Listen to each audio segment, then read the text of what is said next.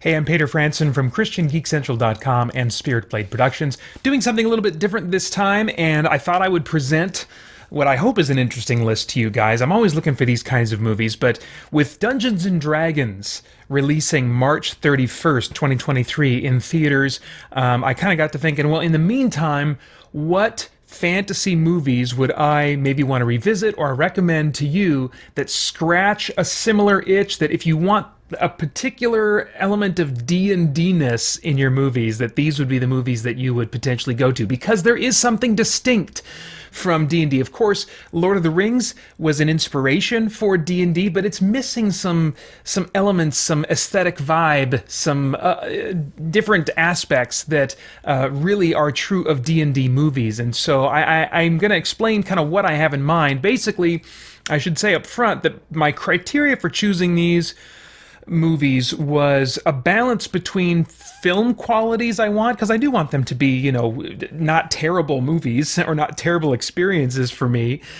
So a balance between those film qualities that are valuable to me and also D&D qualities I want. And you usually have to sacrifice one for the other in my experience when I'm looking for movies that have D&D type qualities. There are more D&D-ish movies than those on my list here. There are better quality fantasy movies than those on this list, as well as some I just haven't seen recently enough to properly consider, so there in your mind might be some glaring omissions, and that may be because I just haven't seen them recently enough to evaluate them as much as I'd want to for this list. Some of these, it's interesting, I would my knee-jerk reaction would be to describe some of these as guilty pleasures, but I don't like that expression because it implies that, I feel shame over enjoying certain movies. I think if we are feeling shame over enjoying a movie because others think it's low quality, or if we're shaming others, then we're finding our identity in the wrong places there. So, but I mean, some of these do fall into what others would certainly call guilty pleasures. What do I mean by the D&D qualities that I want, really quickly before I get into the list? I mean serious fantasy, not light and Harry Potter-ish, but serious fantasy, not for family fare, but a world that is reasonably dark or has a reasonably dark edge to it. Definitely not, Mary Poppins and the Wizard of Oz type stuff. So a somewhat dark fantasy setting, unapologetic fantasy and magic elements. I feel like sometimes as the caliber of filmmaking gets better, the filmmakers almost want to de-emphasize the number of wild creatures and the visible aspects of magic spells being flung around between wizards. They want to downplay that and make it feel more quote-unquote realistic or something. No, I want unapologetic fantasy and magic elements to really give me that D&D vibe. I want the characters fighting monsters. That's just a really key part of going on a D&D adventure, is fighting monsters, not just other humans. And if possible, a party of heroes, not just a singular hero. There are a couple on this list that fall into the singular hero category, but really I'm always looking for a party of heroes to give me that D&D vibe. Okay, so my top five, I'm kind of putting them in the order that I feel that I would put them in today anyway, would start with Solomon Kane. Now, this one is basically about a single hero, but it's based on a character created by Robert E. Howard, who also created Conan, and his work in general is the inspiration for, one of the main inspirations for classic D&D, that the original creators of that game took inspiration from. It's dreary, it's wet and gray in its fantasy world, with dark, evil magic, really evil magic, and yes, it does have a solo hero, so that lets me down a little bit. The digital effects are definitely dated, but I think I watched this one just a few weeks ago again, and it's got, I think, great costumes and sets. So the practical elements, I feel like, are really strong in this movie. Thematically, it's interesting. Despite kind of having a pseudo-historical setting, it incorporates Christianity in a way where the representatives of Christianity only have a distorted works-based view on obtaining eternal life. And there's one moment in the movie that pushes a relativistic or even arguably an anti-Christian worldview. So thematically, there's definitely some eye-raising moments here that, maybe could trigger some worthwhile thought or conversation. But yeah, this Solomon Kane, definitely a movie that scratches a lot of that D&D itch and has some really nice qualities as a movie that I appreciate. Number 4 on my list is King Arthur, Legend of the Sword. This one, I'm not a fan of Arthurian legend. This one takes Arthurian legend and repaints it with dark sword and sorcery aesthetics and trappings. It's got really nice high production values, especially for when it came out. I'm trying to remember the date here. I'm not going to look it up right now. It has what I think are well-motivated characters. It's got crazy monsters and a bunch of CG magical eye candy. It's got some cool action scenes that use digital camera work where they're replacing the environment and the actors themselves by recreating them completely digitally, and normally I wouldn't like that, but this one, they do it to be able to have the camera just spinning around like it's on a rocket, around the action really fast, and they will cover up with the blocking of the action and the fight choreography. They will cover the characters' faces in those moments, I think, to wisely downplay the weaknesses of CG, which often really betrays itself when it's showing human faces expressing themselves. And so I think it's a really good use of CG that enhances the action, makes it spectacular while de-emphasizing some of the tells of CG. What else would I say? It's got dark, black magic with a heavy cost for the characters and makes the villain really kind of conflicted and interesting. There's, I think, some good springboards for thinking about how good can come out of even the evil that other characters do to us, and damage that comes from pursuing the respect and admiration of others. So thematically, there's if you look for it, there's some neat things going on in here as well. But anyway, yeah, just a great, and it has, although it has, as you would guess from the title, a singular hero, he is surrounded by an ensemble that doesn't quite fit into classes of a D&D party as much. There is a sorceress type character, and there's other allies that kind of help to carry out the team plans, almost a heist kind of vibe to some aspects of this movie. So it does start moving more as I go down my list in the direction of a D&D party, even though it doesn't fully land in that place. But anyway, really, really enjoy King Arthur, Legend of the Sword. That's my number 4. Number 3, well, appropriately enough, it's a Dungeons and Dragons movie. This is the second one. The second and third are less known. It's hard to get the third one. I think it's only on home video. I had to order my copy from the UK or something like that, and that's just because I'm a real nerd for this stuff, not because it's this great film. But D&D Wrath of the Dragon God is the sequel to the theatrical movie starring, I believe, Justin Whalen and Marlon Wayans, I want to say. And that movie is, notoriously criticized for its quality, its cheesiness, all kinds of things going on there. But this one, it was directly released to video. I think it was a Sci-Fi Channel original movie, or at least they distributed it when it first came out, and then it came to home video. And so it's really leaning into D&D much more. They're clearly using the rule book to find their monsters and their rules of spell casting.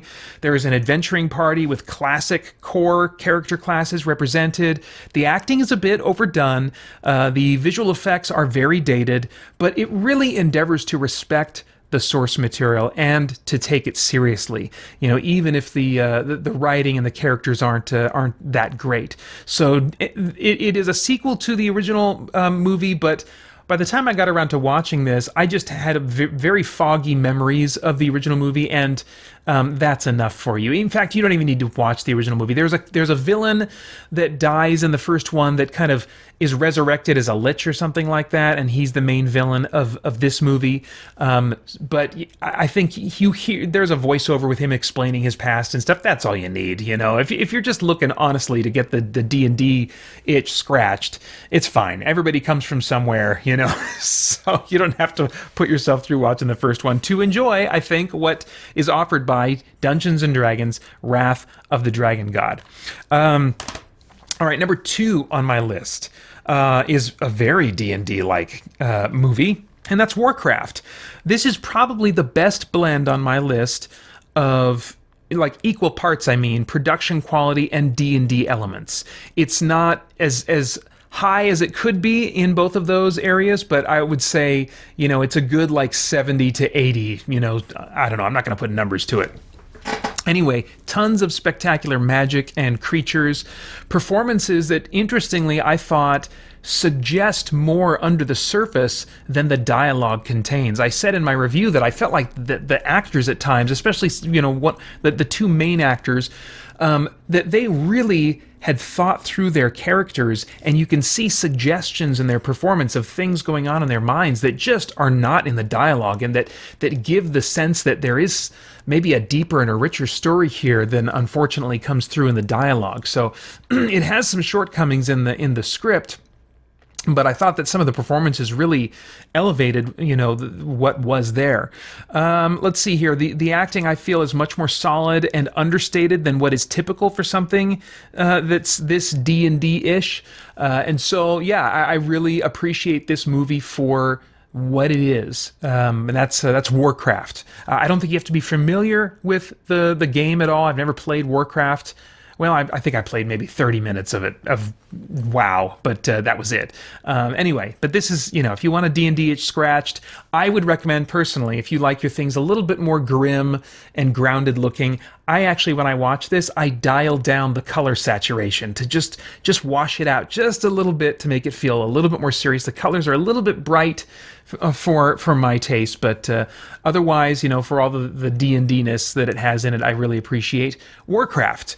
And then my last recommendation is a bit of a cheat. First of all, I don't own a home video copy if you're watching the video version, so I can't show you that, but I'll put an image up for it. But it's a cheat in that it's 5 movies, and it's the Mythica series. This is, I believe, a completely crowd-funded series, or at least it started out that way.